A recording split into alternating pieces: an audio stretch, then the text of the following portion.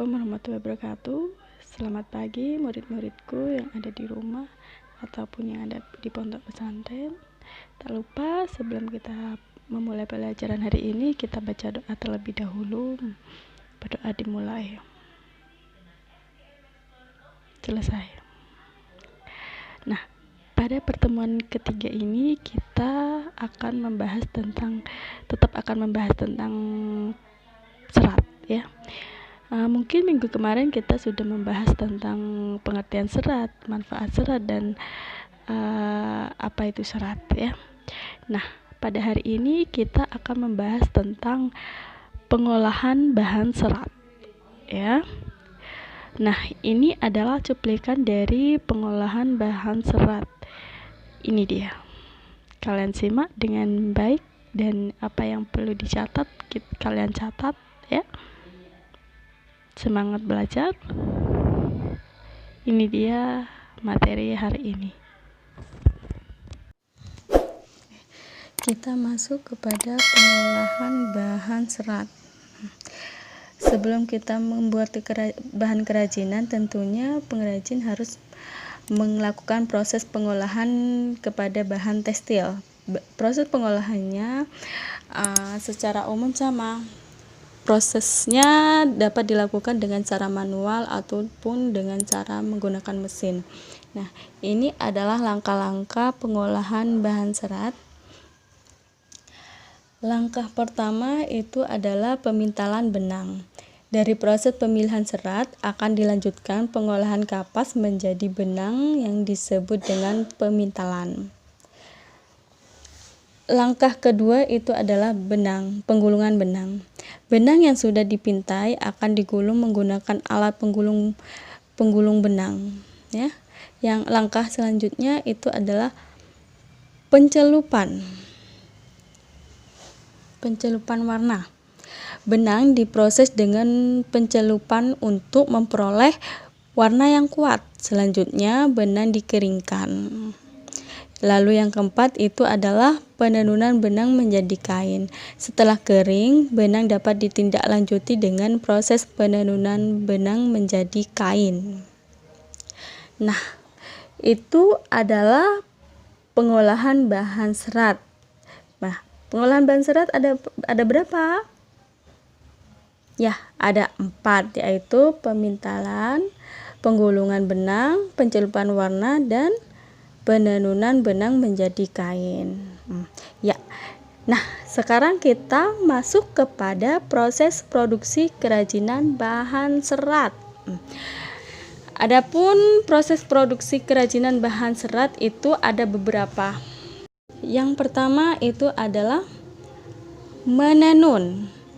Teknik menenun dapat digunakan untuk pembuatan produk kerajinan tapestri. Menenun menggunakan alat spanram atau bingkai yang direntangkan benang-benang lungsi sebagai jalur jalannya benang tenunan atau pakan. Yang kedua itu adalah menjahit.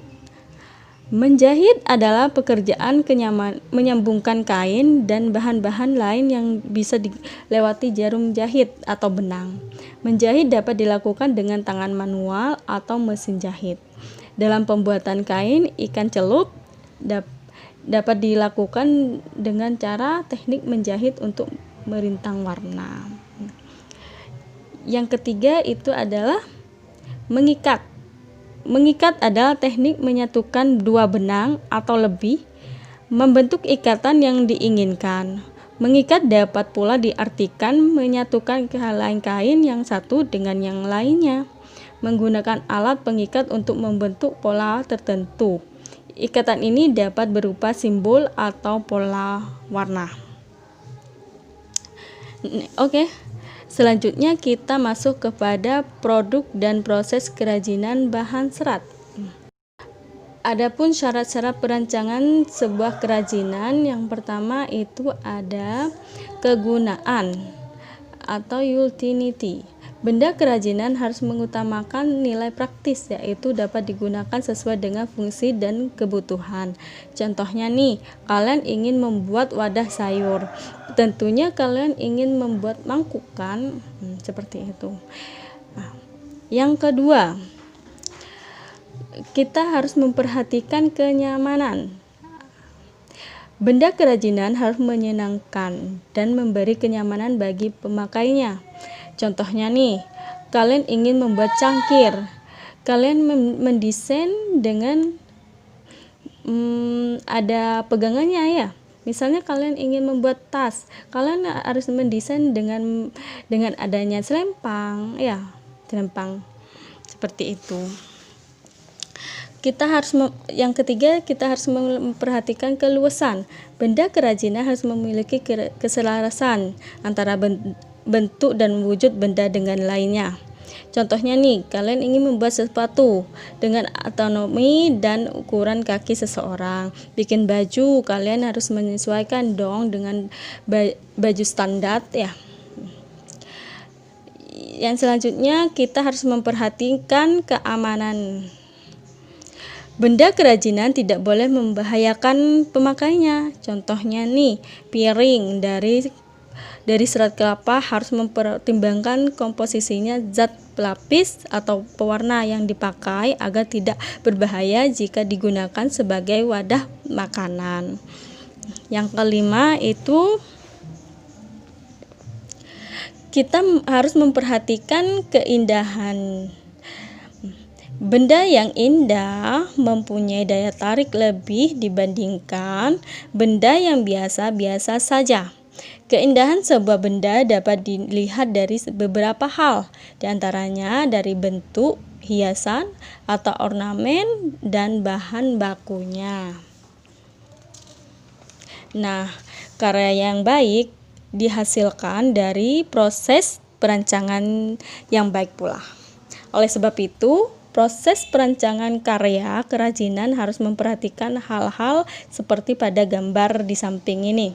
Itu terlihat, yang pertama itu adalah menentukan bahan dan jenis kerajinan. Jadi kalian harus menentukan dulu bahannya. Kalian ingin membuat apa ya? Yang kedua itu adalah penggalian ide dari berbagai sumber. Tentu kalian harus mencari tahu dulu dong ya. Dan menyusun ide-ide kreatif. Yang ketiga adalah buat beberapa sketsa karya. Jadi buat dulu sketsa karyanya ya, sebelum kalian membuat kerajinan. Yang keempat, kalian harus memperhatikan tentukan sebuah karya terbaik. Menentukan karya yang terbaik. Yang kelima adalah kumpulkan bahan dan alatnya. Kalian kumpulkan dulu alat dan bahannya. Lalu yang keenam adalah pembuatan karya kerajinan. Yang ketujuh, evaluasi karya. Kalian harus mengevaluasi dulu karyanya. Lalu selanjutnya adalah revisi karya.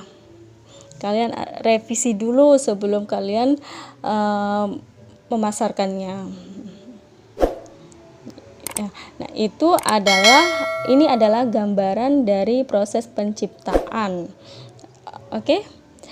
Mungkin materi hari ini cukup sampai di sini saja. Mungkin hanya ini yang bisa Ibu sampaikan, kurang lebihnya Ibu minta maaf. Assalamualaikum warahmatullahi wabarakatuh.